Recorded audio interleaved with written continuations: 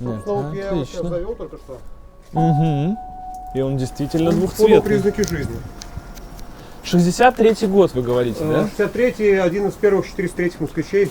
Вот. Но в нем уже есть оригинальные детали, такие как оригинальный 403-й мотор, 407D1, оригинальный радиатор, уже напольные педали, да, вот такие. Ну, то есть машина на самом деле гораздо более прогрессивная, чем 407-й. Вы про нее так много знаете, потому что она у вас давно или как-то... Мы вообще занимаемся реставрацией ретро-машин. Так. Вот, эту машину мы тоже хотели реставрировать, спасли из металлолома. Ага. Вот прямо целиком ездящая машина с документами готова была уйти на металл? Смотрите, она была без документов, но я нашел хозяйку, с ней списался. Как с Волгой у нас такая Вот, же тема.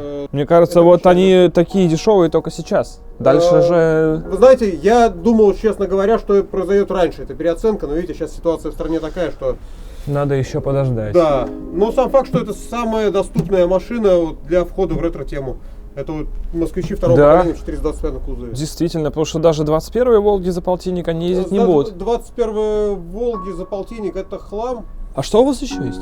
Ну, могу показать то, что у нас сейчас здесь стоит, вот то, что мы сейчас делаем. Давайте. Можно же? Да, конечно. Господа, здравствуйте, на всякий случай. До сих пор мы не представились. На самом деле, что происходит? И для меня было вчера вечером небольшим шоком, когда я хочу снять какую-то дешевку, а за 65 тысяч я нахожу не дешевку, а 403-й «Москвич». Еще и двухцветный. Понятно, что он не в идеале, но за 65 тысяч он полностью на ходу, и мы сейчас рискуем, он с белыми документами на ходу, и мы сейчас с вами рискуем, просто отдав 65 тысяч рублей, взять и поехать на ретро-автомобиле, которому 57 лет, по городу. Ого! Вот это да! Вот это да! Вот это да, я инвалид, да. Да, не шуми, я инвалид, это все из этой истории. Вот, мы ее сейчас собираем, единственное, вот здесь вот, почему она в бумагу укутана, немножко повредили при транспортировке и будем перекрашивать локально, потому что она вся открашена. Но это уже более 1 000 000 рублей. Слушайте, ну, это мы делаем человеку, да, то есть бюджет, наверное, да, где-то к 1 000 000 стремится. Прикольно? Даже тебе нравится?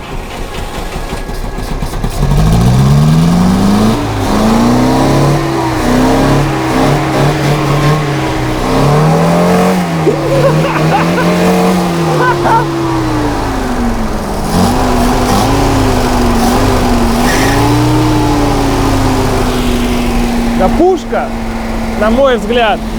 Да, Попробуй выехать. Да, если можно.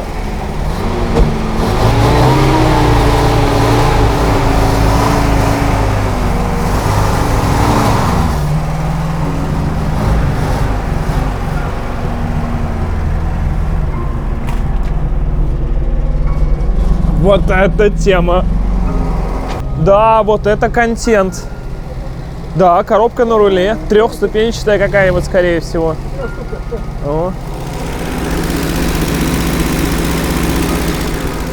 Топливный фильтр стеклянный. Вот он, в котором видно сразу топляк, есть, нет, со сменными фильтрующими элементами. Аккумулятор такой, конечно, ядреный.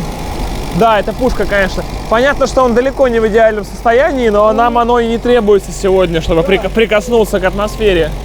Слушайте, супер, очень нравится. Я готов забирать. Надо пробовать. Я готов отдать. Обязательно, да. Нет, мы не будем его мучить точно. Он, хоть ему и плохо, но он будет еще жить, я думаю. Это очень радует на самом деле. Да. Никаких столбов, ни распилов, ничего. Он стоит столько же, сколько ему лет. Практически, да. Супер. Наша задача сейчас просто какая? Взять и поехать отсюда снимать этот «Москвич». Все так просто кажется.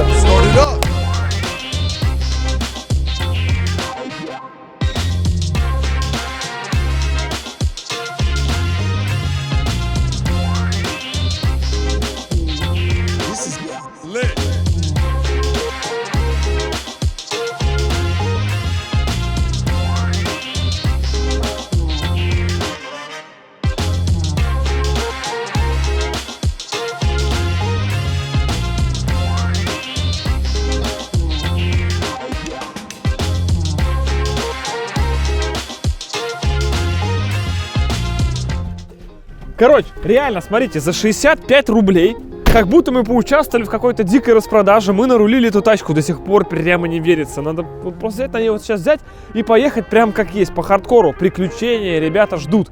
Тем более таких распродаж больше не будет. Наверное, только на AliExpress будет распродажа 11.11. Это, по сути, единственные 2 дня в году, когда скидки могут достичь 70% в натуре. Но даже из этой распродажи можно получить больше с кэшбэком от Letyshops, естественно. Причем во время главной распродажи этот кэшбэк будет увеличен в 3 раза. И чтобы сделать, чтобы его получить, нужно или пройти по ссылке в описании, если вы уже зарегистрированы на Letyshops, нужно ввести Leti-код в кабинете. При этом среди всех, кто участвовал в распродаже Letyshops 11.11, будут разыграны 12 айфонов 12. Смотрите, не запутайтесь. Одна покупка, 1 билет. Дерзайте.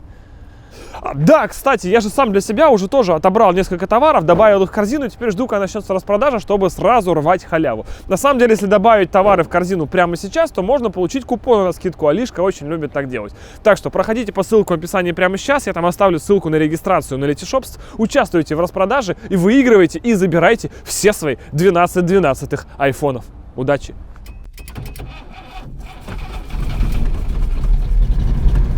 Все нормально, мы понимаем друг друга с полуслова. Все 3 цилиндра в наличии. Из 4. Из всех. Первая. Вообще нормально. Все прям пушка, снаряд.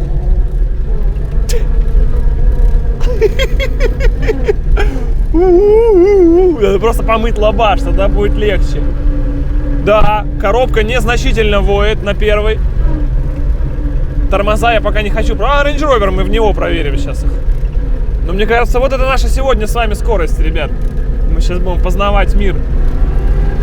Ой, вот это, конечно, прикол, то, что руль обратно не возвращается. К этому надо привыкать. А так, я нормально, ретро-водитель. Люфт незначительный. В принципе, справляемся в полосе. 2 с хрустом, есть. 3 с кайфом. Слушай, она вообще в порядке. 3 просто вверх. Ха! Вот эта тачка. Да не, кайф. Поворот, ребята. В поворот мы вваливаемся на... Давай еще смотреть скорость. 35 км в час. 36. Блин, по ощущениям под 100 едем уже. А есть еще 4-я, внимание. Вот она, да. Сцепа буксует. Ни хрена, 4-й не будет. Будет 58 км в час. Неплохо, неплохо. Меня устраивает. Мы с них все равно, наверное, не сможем ввалиться в поворот.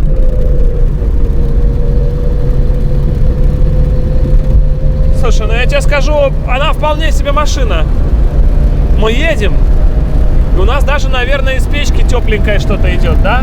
Нет, не особо. Но солнышко поможет, нормально. Слушай, ну вот сколько? 58 мы едем, опять же, без проблем. Это мы, конечно, мучаем его на 3-й передаче. То есть в городе она сможет держаться с потоком. И на этой же 3-й мы растормаживаемся до 40, до 35. И с них она даже спокойно едет на этой же 3-й. Эластичный мотор-то получается. Смотри-ка, можно не переключаясь ездить. Да, главное слишком не газовать, иначе начинает буксовать сцепа. Это очень плохо, потому что мы сейчас просто нигде не найдем. 40 сил много, в пол продавливаешь, сцепа буксует. Хотя она может больше. Но это 63-й год, секундочку, мы с вами просто пришли, купили какую-то тачку, которой 57 лет, и она при этом куда-то едет. И едет она нормально, ребята, у нее есть тормоза, у нее есть все передачи. Блин, вот на ней только единственное, что, конечно, очень не хочется попадать в ДТП, потому что нету никакой надежности. Че, тестим максималку? 60. Просто не хочу в пол продавливать, так бы разогнались. 70. Так, мы рискуем даже сейчас нарушить. Нет, нет, не рискуем. 77. Ну и перед нами сейчас машины будут тормозить, и это страшно.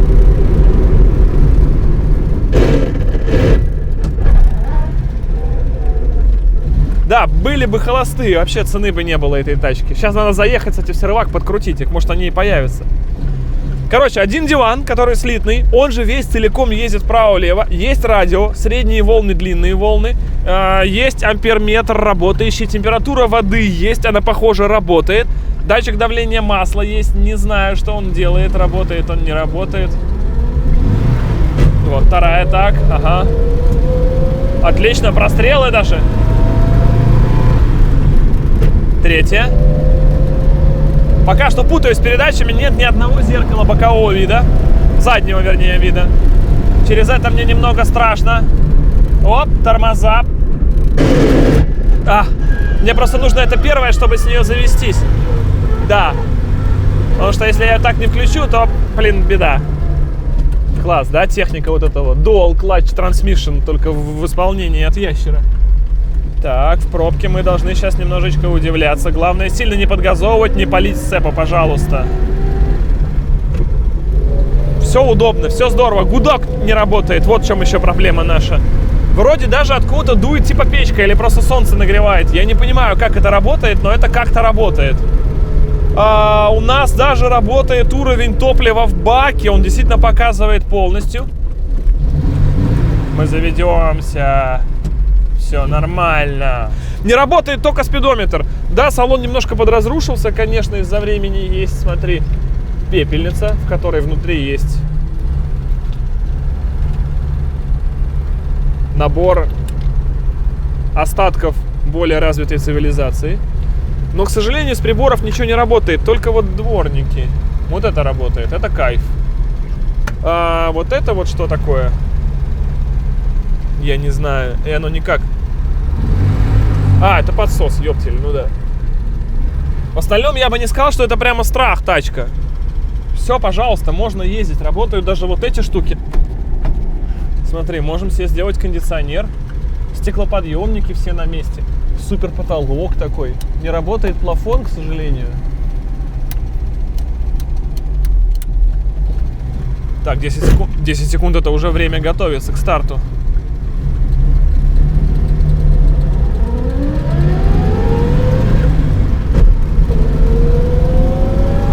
Класс! Не угадываю синхронизацией, да, надо понимать, что нужно переключаться строго на каких-то определенных комфортных для нее оборотах. Это не всегда легко, но тем не менее это возможно. Тачка, ощущения очень классные. Ты сидишь вот так, прям как вот тот ретро-водитель. Все у тебя в порядке. Вон дверь впереди, Астра ехала, тоже дверь была не закрыта, хлопает. Все так же, как у современных машин, ребят, никакой разницы. Спокойно себе тошним. Сколько у нас скорость сейчас? 42, 45. Да мы с потоком едем, нам ничего не мешает в целом. Понятно, что нужно держаться от них всех подальше. Они быстрые, резкие, суетливые. А мы уже из 63-го года. Нам просто хочется домой немножко выспаться. Тормозить тоже удобнее передачами даже по факту. Ну да, вот только холостой бы ход наладить ей, и все, она была бы комфортная прямо. Она супер уютная внутри, ты посмотри, все из тряпки. То есть как бы она вся прямо обита, как вот комната отделана в Советском Союзе. Также запах плесени, ну как обычно это должно быть. 65 тысяч рублей, господа. Судя по всему, зеркало заднего вида не оригинальное. Видишь, крепление от того, или что это? Это еще какой-то плафон был. Это было что-то еще здесь, но его нет, к сожалению. 63-й год, обалдеть. Мы просто приехали и забрали машину из 63-го года, и она просто едет. Это не укладывается в голове. Как вот отделаны центральные стойки. Руль с этим плетением. И он удобный, вы знаете, на нем нормально рука лежит. Да, видите, главное оборотов много не давать, тогда и переключается оно, в принципе, нормально. Немножечко валится. Нету поворотников, да, к сожалению, они вот неисправны. Это единственный недостаток. А так, да, ну и когда начинает ехать, ее хоть как-то продувает сквознячком, становится конкретно легче дышать. Ну, это, я вам могу сказать, купите сегодня новый УАЗ Хантер. Будет то же самое. Абсолютно. Ой, я вторую на понижение переключил без хруста. Ух, как я прям приобщился. Сколько на нас всех смотрит людей, а? Ах, но с первой пока так не получается. Я, честно говоря, шокирован, что можно купить настолько исправный автомобиль, которому 57 лет. Главное, сегодня мы снимаем, господа, мы снимаем все это 6 ноября. А 6 ноября, господа, это день основания завода «Москвич». Сегодня, когда мы снимаем это все в 2020 году, уже нет завода «Москвич». а мы ездим на его произведениях искусства. Немного валится, да? Ничего, терпим, ребятушки. Нет, это очень круто. Я езжу по городу совершенно спокойно на машине 63-го года, которую я не делал. Я не реставрировал ее 2 года. Я просто взял и еду. Ощущения, я уверен, практически те же. По-моему, круто, а? Что скажешь? Колеса бьют, да? Ну, а что поделать, они ровными никогда не были. Я сомневаюсь, что их тогда балансировали в 60-х годах-то, эти колеса. И только бы сделать холостой. У нас не работает еще вот эта поднимающаяся шторка спереди перед лобашом, которая может нам делать приток забортного воздуха побольше. Единственное, что она не работает, и все. Дуда, хочется этот звук 60-х. Тогда были другие гудки, это были настоящие горны такие, которые были не вибрационные, а центробежные, где реально стояла такая микротурбина с шариком, который внутри раскручивался, и она делала так. Это был совершенно тот звук, другой. К сожалению, нет тахометра, не понять, но мы едем на совершенно комфортных оборотах. Да, это круто. Это просто крутая тачка.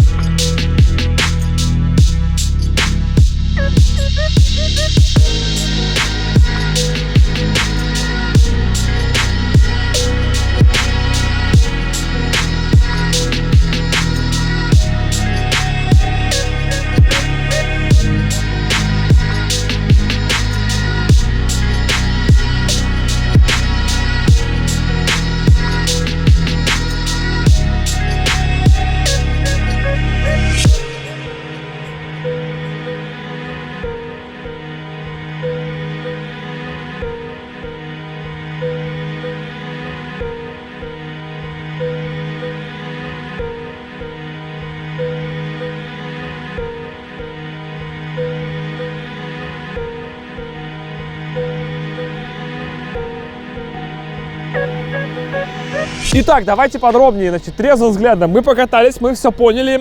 Да, он не идеален, оказывается. Несмотря на то, что все-таки это настоящее ретро, которое дарит полностью все ощущения вот этого вот.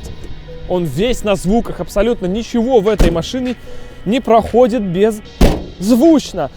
Тем не менее, он, конечно, на коленях. По технической части, на удивление, он хорош. Напоминаю вам, что в 63-м году, вообще в 60-х, даже машина, только что вышедшая с конвейера, вполне могла издавать и в точности такие же звуки, и также переключать передачи, и также не рулиться, и все у нее было, ребята, в полном порядке, даже будучи новой. И да, это заводские зазоры. Они могут быть такими. Они могут отличаться и здесь, и во всех диагоналях, во всех. По заводу, как нам сказали ребята, которые продавали, вот здесь могут быть до сантиметра шпаклевки. Да, в «Москвиче» уже была шпаклевка, здесь не было лужения, как раз от лужения отказывались в начале 60-х, здесь пошла шпакля, причем она была одна, размешивалась в 2 типах. Первой ее размешивали, чтобы она была твердой, пластичной. И тогда ее, собственно, сюда намазывали, задавали форму, потому что детали, приходящие из завода, не подходили друг к другу, даже железо новое. Второе, она была в жидком виде, которую можно было заливать куда-то там. Она работала вместо герметика, как уплотнитель, чтобы лобаш не тек, потому что, опять же, к рамке лобовое стекло на заводе сразу же на конвейере не подходило. Это все нормально. То же самое было с «Волгами», то же самое было с полуторками, со всем чем угодно еще. Технологии были таковы, что зазор с 2 пальца это был вполне себе нормальный зазор. Новая машина вся выстукивалась, подтягивалась, натягивалась друг на друга, не совпадали крепежные отверстия с болтами, которые вот на этом месте и так далее. Но на удивление, именно из-за того, что вот оно все было в таких допусках, сегодня мы вполне себе можем понять, как же она ехала тогда. Знаете, если вы сели вот в какую-нибудь убитую классическую модель «Жигулей», да, новая, трешечка, копеечка, новая шестерочка «Жигулей» будет ехать даже лучше, чем переднеприводное семейство ВАЗ. Она собранная, она мягкая, она прям такая вся, нигде ничего не скрипит, все нормально. Здесь все нормально, но в другую сторону. Даже гудок на месте, и к нему даже проводки подходят. Нет. Не гудел. Вот про что я говорил. Вот, это вот советский гудок.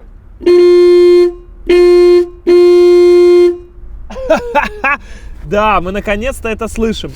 И погнали. Да, мне надо еще как-то будет воткнуть первую передачу. Мы типа погнали, да? Ты плохо толкаешь. Никитос, давай с нами. Хорошо, Владян, давай с нами. Никитос же у нас в качалку ходит, он не сможет.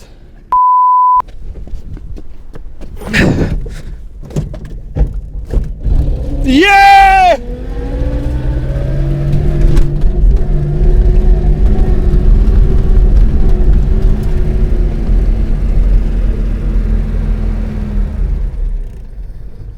Ребята, привет.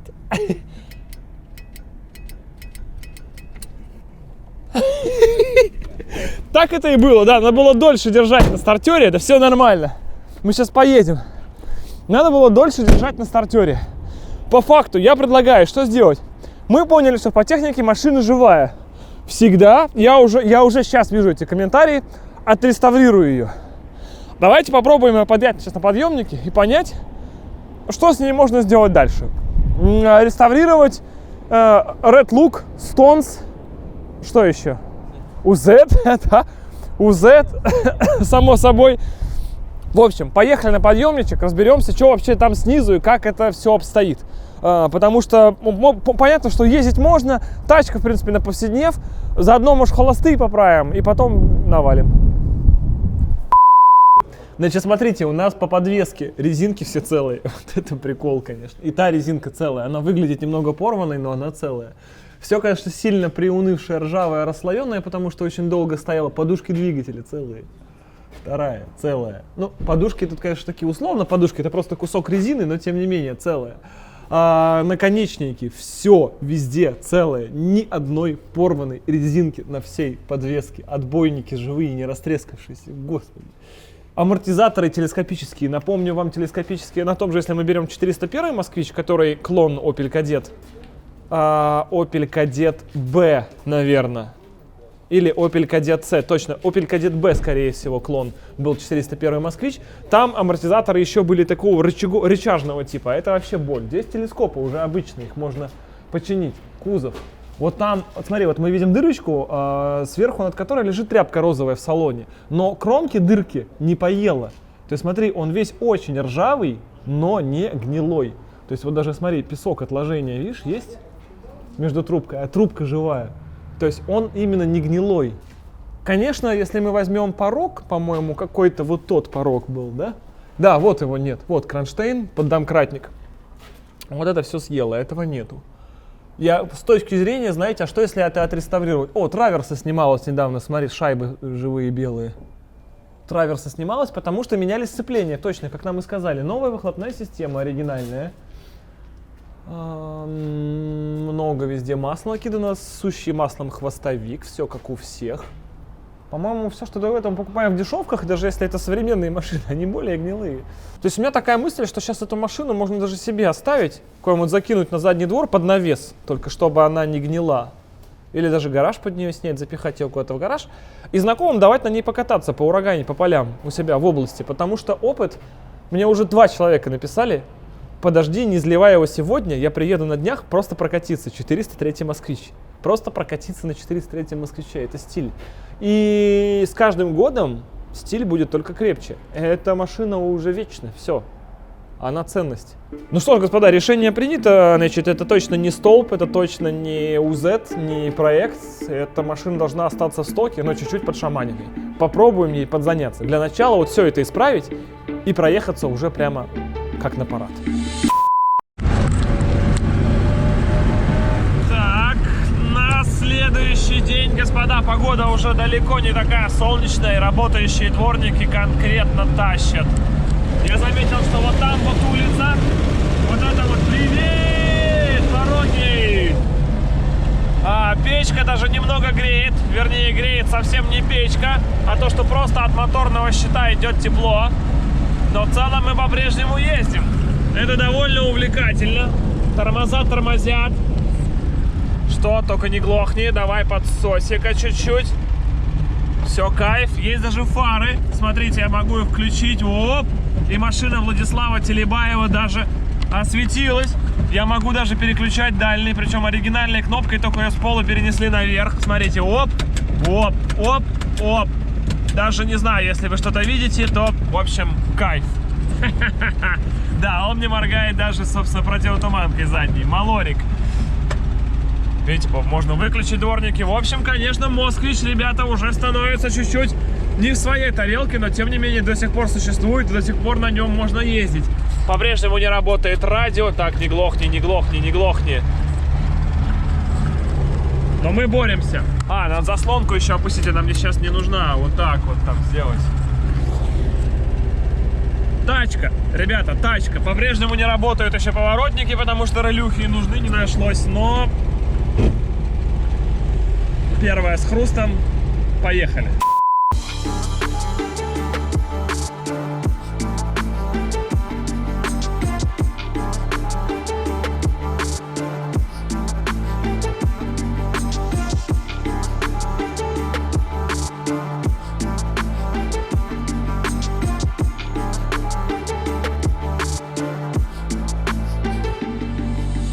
Да, короче, получилось не все и не сразу, потому что, собственно, в воскресенье, как оказалось, или в субботу достать детали на Москвич 403, это уже не просто съездить на рынок и купить все, что вам нужно. Эти детали нужно изыскивать. Да, есть специальные магазины, есть объявления, есть барахолочки всякие, но это все оказалось не быстро и не за субботу, а снимать, господа, уже надо. Здесь, как вы видите, нам пришлось даже заколхозить. Вот, Игорян, включай. Нам даже вот эти Нивы пришлось поставить, вот эти фары пришлось поставить от Нивы, и поэтому вот хорошо было видно, что они еще врубай, давай еще прямо, держи прям, вот. Что они гораздо светят более белым цветом, нежели поворотники, потому что родные лампочки, которые были здесь, они перегорели, мы бы не стали менять фары, но старые фары под новые лампочки уже не подходят, пришлось, соответственно, и фары ставить от Нивы, просто хотя бы, чтобы мы сегодня по дождю могли ездить и нас не сбили, поэтому получилось, что это вот белым, ну, относительно белым, да, светит, а это совсем еще с тем самым Союза. Мы бы с удовольствием нашли эти лампочки, но это не сегодня, они даже есть, они продаются, мы все это вам можем показать, но это требует времени. И можно все это достать, и оно не самое дорогое, это все-таки Москвич, на него никак на тот же Волгарь, там руль не стоит 25 тысяч рублей, бампера не стоят там по десятке и так далее, это все можно, но это требует времени. И я подумал, ну слушайте, она же все-таки ездит. Она же все-таки живая. Ну действительно, ну давайте ее как-то, но это все неправильно, это все не по ГОСТу, это не реставрация, конечно. Ну давайте сделаем, чтобы он хотя бы выглядел более-менее по-человечески. Машине сложно, машине, да, уже, ну блин, она же живая. Как ее можно взять и убить сейчас, когда она живая? У нее, кстати, перестало буксовать сцепление почему-то. Не знаю, то ли прокачалась, то ли отстоялась как-то, то ли что. Но вот я сейчас ехал прям на 4-й в пол, а она не буксует. Прям мотор там пыжится, пытается разогнать его всеми 40 своими бобриными силами чудовищными. Но тем не менее, значит, план четкий. Делаем очень все неправильно, но хотя бы какую-то косметику, какой-то внешний вид. Делаем этот самый москвичок. Покрасим его чуть-чуть. Все-таки родные фары, родные лампочки, немножко по салону. В общем, что сможем наколхозить где-то вот так по бюджету раздобыть, то, собственно, к нему и приклеим. И получится у нас, ну, хотя бы он внешне красивый, ну, хотя бы можно будет взять и чуть-чуть на нем поездить еще. Не знаю, дать друзьям, потому что мне только за последний день звонило 3 уже людей старшего поколения и сказали, просто придержи у себя, я приеду и покатаюсь. Так что, господа, будет серия, в которой мы сейчас его подшаманим и, по крайней мере, сделаем его нарядненьким, а потом, не знаю, продадим, посмотрим, сколько за это можно выручить, можно ли вообще и так далее, что с этим можно сделать. Спасибо вам огромное, что смотрели эту серию. Именно так мы сегодня встретили день основания завода «Москвич». Это была тематическая вечеринка. Удачи вам и пока!